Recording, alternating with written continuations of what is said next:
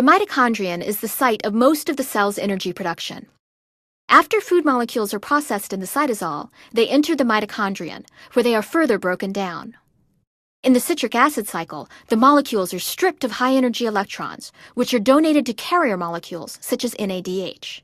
The carrier molecules transfer the high-energy electrons to a chain of proteins called the electron transport chain, which is embedded in the inner mitochondrial membrane. The chain acts as a pump, using the energy of the electrons to move protons from one side of the membrane to the other. The pumping creates a proton gradient across the membrane, which the mitochondrion can tap to make the fuel molecule ATP. The electron transfer begins at a multiprotein complex called the NADH dehydrogenase complex.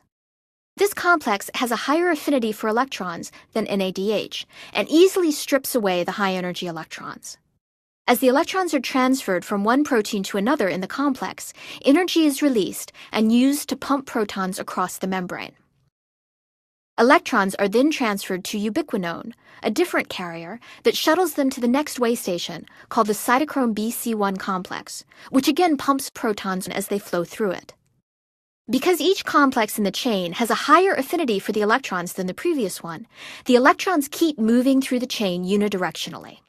Finally, cytochrome C delivers the electrons to the cytochrome oxidase complex, a third proton pump. The cycle repeats until the cytochrome oxidase complex has accumulated 4 electrons.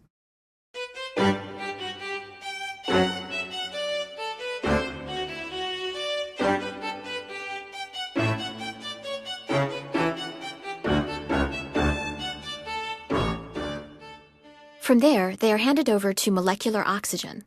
Oxygen takes up the electrons as it combines with protons, forming water as a product, thereby completing the stepwise path of the combustion of the food molecules.